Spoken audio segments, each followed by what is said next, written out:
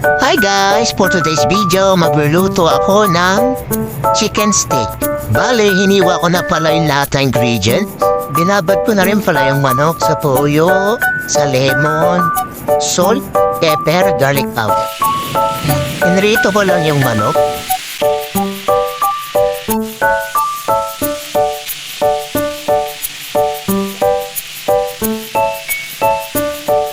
Nagbisa na rin ako ng sibuyas dun sa mantika rin ng manok kanina.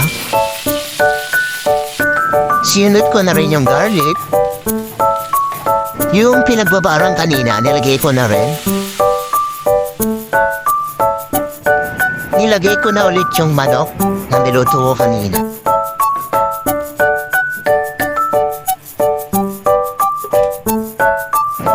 Nag-add lang ako ng water para mas masarap yung maraming sabaw. Nagsisyo lang ako ng black pepper, konting asin,